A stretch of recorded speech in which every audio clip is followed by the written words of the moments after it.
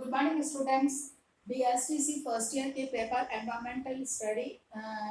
Teaching के अंतर्गत आज हम देखने वाले हैं कि मूल्यांकन के लिए शैक्षिक उद्देश्य,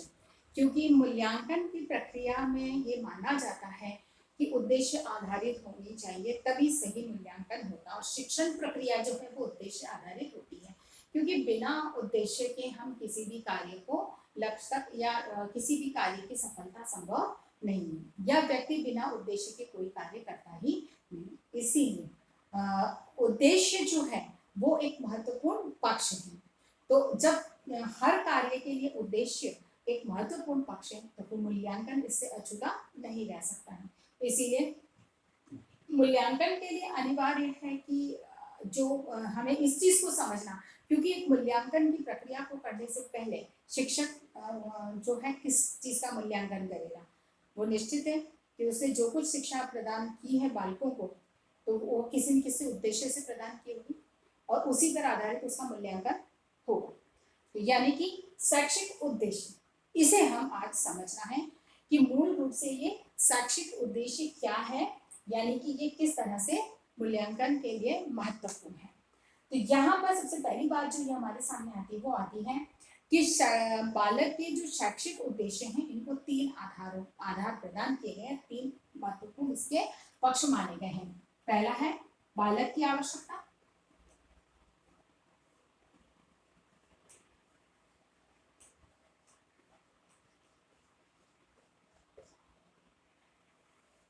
पहला उद्देश्य जो है वो बालक की आवश्यकता, यानी कि शैक्षिक प्रक्रिया जो भी है बालक की आवश्यकता के अनुकूल होती है। इसीलिए जो शिक्षा का उद्देश्य होगा वो बालक की आवश्यकता की पूर्ति होना पहला उद्देश्य होगा, या पहला आधार इसी पर आधारित होगा कि बालक की जो जो भी आवश्यकताएं हैं उनकी पूर्ति हो सके। दूसरा आधार है सामाजिक आवश्यकता।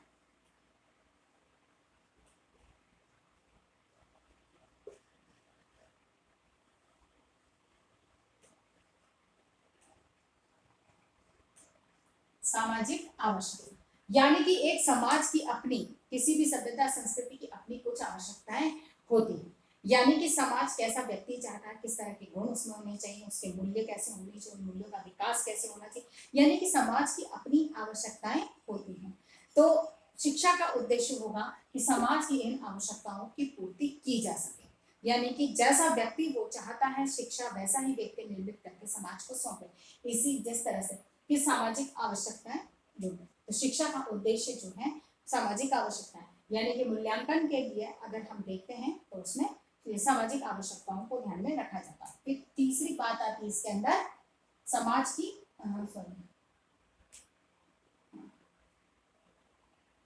अच्छे जीवन की संकल्पना।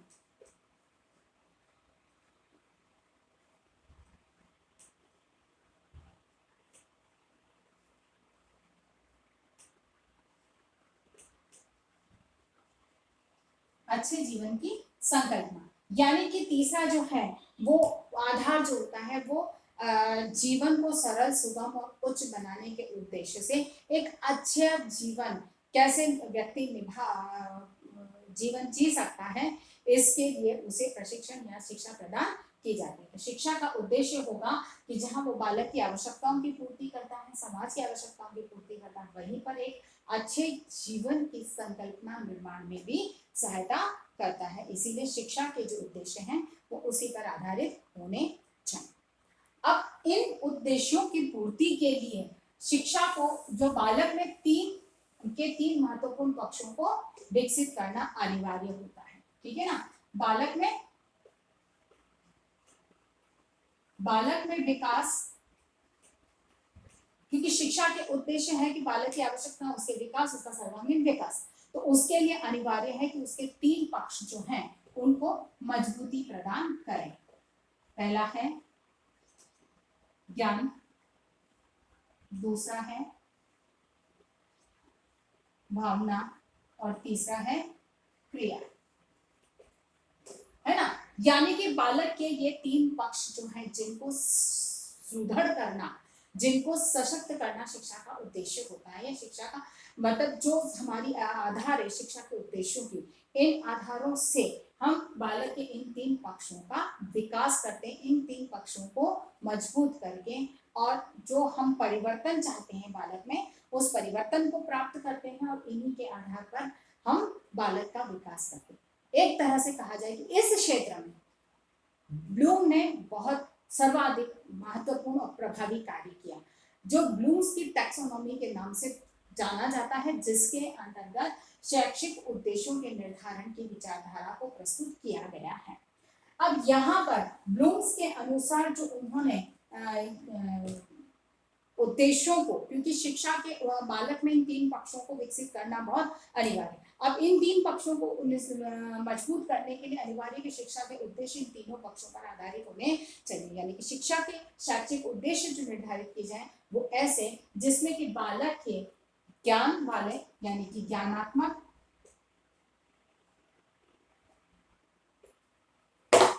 भावना में भावात्मक और क्रियात्मक, ठीक है ना, इन तीनों पक्षों के आधार पर उद्देश्य निर्धारित होते हैं। यानी कि जब एक शैक्षिक प्रकरण के हम उद्देश्य निर्धारित करते हैं तो उसमें इस बात का ध्यान रखते हैं कि बालक को जहाँ ज्ञान प्राप्त हो, उसकी भावात्मक पक्ष मजबूत हो और उसका क्रियात्मक पक्ष मजबूत हो। जब ये दोनों तीनों एक साथ आते हैं तभी बालक को ज्ञान की प्राप्ति होती है, यानी कि उस उद्देश्य की पूर्ति होती है। तो ब्लूम्स की टैक्सोनॉमी को हम शॉर्ट में समझते हैं थोड़ा सा। उसमें ब्लूम्स ने जो इन उनके आधार पर किस तरह से बालक के ज्ञान का विकास होता है उस चीज को समझाने के लिए कहा कि सबसे पहला जो है ये निम्न स्तर है, जिसमें क्या है कि ज्ञान, सबसे पहली चीज जो इसमें आती है वह है ज्ञान। हम किसी भी चीज के बारे में बालक को ज्ञान प्रदान करते हैं। जैसे ब्लूम्स ने एग्जाम्पल दिया था कि फूल, तो फूल के बारे में हम बालक को ज्ञान प्रदान करते हैं कि ये कैसा फूल है, जैसे गुलाब का फूल है या कोई भी हमने फूल लिया है तो कि ये फूल है, ये इस तरह से गमले में उगा है, ठीक है। अब ये चीज हम बालक को ज्ञान प्रदान करते हैं कि ये किस तरह से गमले में उगता है या क्या है, ठीक है। फिर बाद में यहाँ पर बालक क्या करता है, ग्रहण करता है, ठीक है। अब वो सुनता है, समझता है, जो ज्ञान यहाँ दिया गया है उसके आधार पर जो कुछ भी बात कही गई है उसको सुनता है, समझता है और उसे ग्रहण करता है। क्योंकि अब फूल के बारे में जो कुछ भी कहा गया बालक ने उसको सुना, समझा, उसको ग्रहण किया, यानी कि वो बात जब उसको समझ में आई तब वह उद्दीपन या नकल करता है या अनुकरण, उद्दीपन या नकल, यानी कि अब उसको अगर ये बात यहाँ समझ में आती है तो वो उससे संबंधित नकल करता है या उसका उद्दीपन, उसको क्योंकि ये बात समझ में आई तो वो उसे मोटिवेट कर रहा, उसमें उद्दीपन करने की प्रक्रिया वो करता, नकल करता है, यानी कि वो खुद वैसा कार्य करने का अभ्यास या प्रयास करता है। जब ये होता है उसको ज्ञान प्राप्त करने के बाद, ज्ञान जो दिया जा रहा है वो चीज समझ में आ रही है, समझाया जा रहा है, उसके बाद जो वो ग्रहण करता है और ग्रहण करने के बाद जो वो नकल कर रहा है, उद्दीपन कर रहा है, तो जब ये यहाँ तक पहुंचता है तब बालक की कौन सी अवस्था उत्पन्न होती है, बोध, यानी कि उसे बोध हो जाता है। जब कब होगा, उद्दीपन करेगा तब उसे वह चीज खुद करके देखेगा तब वो बोध, उसको बोध होगा। जब बोध के स्तर पर आएगा, उसको किसी चीज को समझ में आ जाएगा, वो चीज उसको ग्रहण कर लेगा, तब उसमें क्या होगा कि ज्ञानात्मक स्तर पर उसको बोध हो गया, ठीक है ना। भावात्मक स्तर पर आकर जब बोध होता है तब वह क्या करेगा, प्रतिक्रिया करेगा, ठीक है ना, उसके प्रति अपनी प्रतिक्रिया प्रदर्शित करेगा। जैसे कि उसने अब क्या है कि जैसे यहाँ पर फूल को था तो उसने फूल की जानकारी उसने नकल करी, फिर यहाँ पर उसे ज्ञान हुआ, बोध हुआ, तो अब उसके प्रति वो प्रतिक्रिया करता है, यानी कि अब उसे लगता है कि मैं उस कार्य को करने के एक प्रयास करूं, यानी कि वह उसके प्रति एक अपना रुझान प्रदर्शित करता है। जब उसके बाद में कार्य करता है, ठीक है ना, जब उसकी भावनात्मक रूप से प्रतिक्रिया व्यक्त करता है तब कौन सा क्रिया करता हुआ, यहाँ पर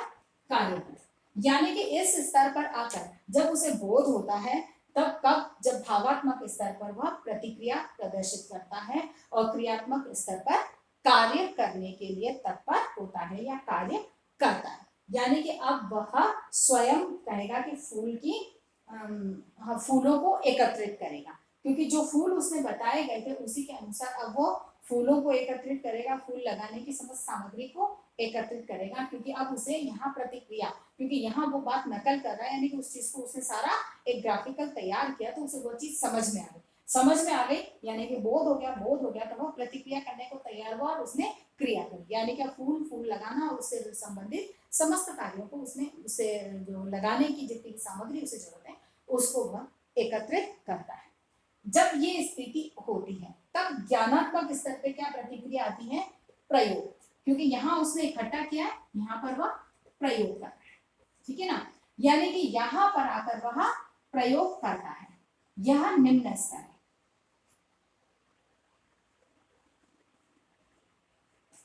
ये तीनों निम्न स्तर पर आते हैं, क्योंकि अब उसने कार्य किया यानी कि प्रयोग प्रारंभ किया है,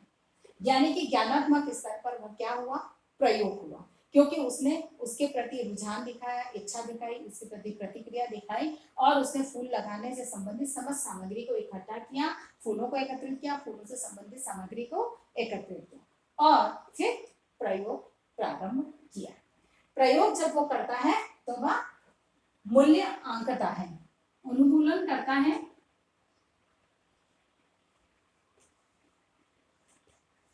अनुमूलन या मूल्य आंकता है, ठीक है ना। अब वो क्या करता है कि एक एक करके मतलब जितना भी उसने किया है कार्य, उस जो ज्ञान उसने यहाँ पर अर्जित किया था, जो उसको समझ में आया और प्रयोग प्रारंभ किया, तो जो जो स्टेप्स जहाँ बताए गए थे उसको एक एक करके वह उसका मूल्य अंकन करता है कि हाँ, अनुमूलन करता है कि मैंने हर कार्य को, हर सामग्री प्रॉपर वे में इकट्ठी की और जैसा बताया गया वैसा मैंने, जैसे गमला बताया गया गमला वैसा ही लिया, जैसी मिट्टी बताई गई मैंने वैसी ली, बीज जैसा बताया गया मैंने वैसा लिया, या उसकी जो टहनी डंडी जैसी बताई गई मैंने वैसे ली, और उसको जिस तरह से लगाने को किया गया मैंने वैसे करना है। मतलब इस चीज को, समस्त क्रिया को उसने उन्मूलन किया और फिर बाद में नियंत्रण, यानी कि अब उसको उस क्रिया के ऊपर नियंत्रण प्राप्त हो जाता है कि वो अच्छे से उस कार्य को करना उसको समझ में आ जाता है कि कौन सी मिट्टी लेनी है, क्योंकि यहाँ पर वो आंकलन मूल्यांकन करता है, भावनात्मक रूप से उस चीज को खुद जांचता परखता है कि मैंने जो किया है वो सब कार्य स्टेप बाय स्टेप सही है या नहीं। तो यानी कि जब सही होता है तो निश्चित है कि क्रियात्मक स्तर पर वह आके उस पर नियंत्रण प्राप्त कर लेता है, यानी कि अब दोबारा कहा जाए तो उसे वापस आंकलन करने की जरूरत नहीं पड़ेगी, उसको पता है कि मुझे यही चीज लेनी है, यही डंडी लेनी है, यही गमला लेना है, इसी तरह से उसको मुझे लगाना है, यानी कि वो चीज उसको स्पष्ट रूप से समझ में आ जाती है, नियंत्रण हो जाता है। नियंत्रण होता है तब क्या करता है वह? विश्लेषण करता है ना। विश्लेषण यानी कि एक एक भाग का वो वापस उसका परीक्षण करता है, देखता है कि क्या यह काम कैसा हुआ, मैंने जो कर रहा हूँ वो सही है या नहीं। फिर बाद में मतलब कि जब ज्ञान प्रदान किया जाता है बालक को, उद्देश्य निर्धारित किए जाते हैं, तो इस चीज को ध्यान में रखकर उद्देश्य निर्धारित किए जाते हैं कि बालक का ज्ञानात्मक पक्ष मजबूत हो। तो ज्ञानात्मक के लिए उसे पहले ज्ञान दिया जाए। ज्ञान कब उसको समझ में होगा? जब तक वो भावात्मक रूप से नहीं जुड़ेगा तब तक वह उसे समझ में नहीं आएगा। तो समझने के लिए भावात्मक रूप से उसका ग्रहण, अगर बात उसको समझ में आ जाती है तो वो भावात्मक रूप से जुड़ता है, यानी कि समझ में आना यानी कि ग्रहण कर पाया तो ही वो भावात्मक रूप से जुड़ता है, वो ग्रहण कर पाता है, भावात्मक रूप से जुड़ता है, उसको अच्छा लगने लगता है, तभी वो उसके प्रति उद्दीपन करता है। उद्दीपन के लिए जब नकल यानी कि तैयार होता है तब जब उसे बोध होगा, यानी कि अब उसे बोध हो गया तब वह प्रतिक्रिया करता है, यानी कि खुद उस कार्य को करने के लिए अभ्यास करता है और कार्य करता है, यानी कि समस्त सामग्री को इकट्ठा करता है, यानी कि उससे संबंधित स्वयं अभ्यास करने का प्रयास करता है। जब स्वयं अभ्यास करने का प्रयास करता है यानी कि वह प्रयोग प्रारंभ करता है, क्योंकि इसकी इच्छा हुई है, वो उसने प्रारंभ किया है, यानी कि अब वो प्रयोग करता है। प्रयोग में जितनी भी यानी कि खुद उस चीज को जो समझाया गया है उसका खुद प्रयोग करता है। प्रयोग करने में फिर वो यह चीज देखता है कि जैसे जैसे समझाया गया था भावात्मक रूप से वह उससे हर चीज को देखता है कि मेरा कोई भी स्टेप गलत नहीं होना चाहिए, अर्थात भावात्मक रूप से वह अपने क्रिया को आंकन करे। फिर बाद में नियंत्रण हासिल कर लेता है क्रियात्मक रूप से, यानी कि उसका क्रियात्मक पक्ष के अंतर्गत वह उस पर नियंत्रण हासिल कर लेता है। अब वो क्या है, इसका ज्ञानात्मक पक्ष में विश्लेषण, यानी कि एक एक भाग को वो ढंग से देखता और समझता है। और फिर बाद में विचार करता है कि मैंने जो अपने हर बात को उसने क्योंकि नियंत्रण प्राप्त किया, अब अपने स्तर पर उसे एक एक चीज को, क्योंकि ज्ञान प्राप्त, ज्ञान और अधिक गहराई तक जाने के लिए वह एक एक चीज को अलग अलग पक्ष में देखेगा, उसको बांटेगा, फिर उसको विचार करेगा, विचार करने के बाद समायोजन करेगा। समायोजन यानी कि अब उसे किसी भी परिस्थिति में उस तरह के कार्य को, यानी कि अब यहाँ समायोजन हो गया, यानी कि अब उसने जो विश्लेषण किया, अपने आधार पर उस कार्य को करने की जो इच्छा थी उसकी किया, और यहाँ पर आकर उसने हर समायोजन कर लिया, यानी कि अब उसे कैसे भी कभी भी फूल का पौधा लगाने को कहा जाएगा, वो उसका बहुत आसानी से उस कार्य को कर लेगा, अर्थात उसके साथ उस ज्ञान के साथ उसने समायोजन कर दिया, अब उसे किसी तरह की कोई समस्या नहीं होती। जब ऐसा होता है तब वह संश्लेषण करता है।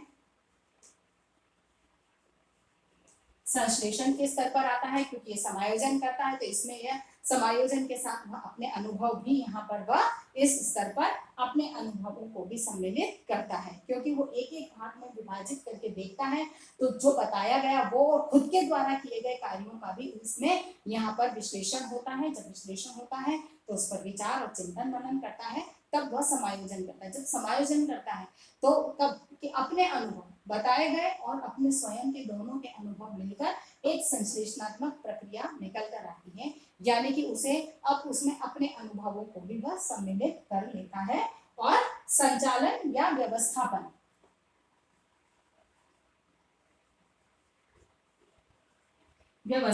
यानी कि अब वह हर चीज को एक सही ढंग से संचालित, क्योंकि उसने समाज संश्लेषण समायोजन कर लिया, जिससे कि वह ज्ञानात्मक पक्ष में उसने नवीन ज्ञान को भी सम्मिलित, अपने अनुभवों को भी उसने स्थान सम्मिलित किया, और उसकी एक सुव्यवस्थित ढंग से व्यवस्थापन किया और स्वाभाविकरण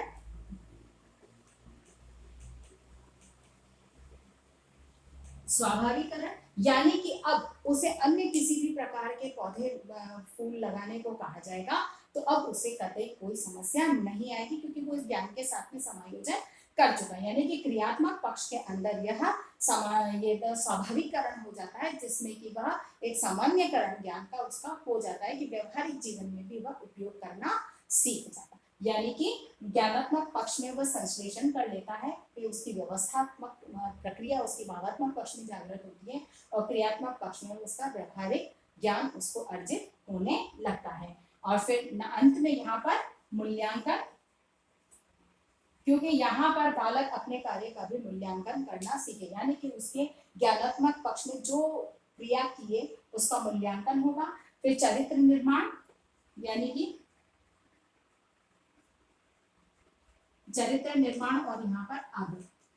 है ना, यहाँ पर भावनात्मक पक्ष में उसका चरित्र निर्माण होगा, यानी कि उसकी वैसी जो प्रक्रिया है वह उसके लिए सामान्य हो जाती है, यानी कि उसके व्यवहार में वो चीज आ जाती है, इसीलिए क्रियात्मक पक्ष में वह आदत पड़ जाता है। यानी कि ज्ञान की जो प्रक्रिया है उसको उद्देश्य को निर्धारित करते समय इन तीनों बातों को ध्यान में रखा जाता है, जो ये है संश्लेषण और विश्लेषण है मध्यम स्तर, और मूल्यांकन है उच्च स्तर, यानी कि उद्देश्यों को भी तीन भागों में बांटा गया। तो उस आधार पर ज्ञान, बोध और प्रयोग निम्न स्तर के हैं, संश्लेषण विश्लेषण मध्यम स्तर के हैं, मूल्यांकन उच्च स्तर का है। और इसी आधार पर अगर देखा जाए तो जो शैक्षिक उद्देश्यों का निर्धारण किया जाता है। तो अब जब बात आती है कि मूल्यांकन के लिए शैक्षिक उद्देश्य, तो इन्हीं आधारों पर जब शैक्षिक उद्देश्य निर्धारित किए जाते हैं, यानी कि मूल रूप से जो शैक्षिक उद्देश्य हैं वो इन बातों को ध्यान में रखकर आधारित किए जाते हैं कि बालक को जो है ज्ञान, बालक का ज्ञानात्मक पक्ष, भावात्मक पक्ष और क्रियात्मक पक्ष, इन तीन आधारों को मजबूती प्रदान की जाए, उनका विकास किया जाए। जब ये चीजें स्पष्ट हो जाती है, इन तीनों पक्षों को मजबूत किया जाता है, तभी बालक का ज्ञान या शैक्षिक उद्देश्यों की प्राप्ति होती है और तभी इनका मूल्यांकन किया जाता है। इसीलिए शैक्षिक मूल्यांकन में शैक्षिक उद्देश्यों का जो है वह महत्वपूर्ण भूमिका होती है। आशा करती हूँ कि मेरी आज की बात आपको समझ में आई होगी। इसी आधार पर हम, चूंकि ये एक प्रकरण अभी कुछ इससे संबंधित, तो अपनी बात को समाप्त करने से पहले कोविड-19 की इस महामारी के दौर में सरकार के द्वारा दी गई गाइडलाइन को सख्ती से पालन करें, घर से बाहर ना निकलें, अगर निकलना है तो मुंह पर डबल मास्क लगाएं, सोशल डिस्टेंसिंग का पालन करें और अपने हाथों को समय समय पर सैनिटाइज करते रहें। स्वस्थ रहें, सुरक्षित रहें। धन्यवाद।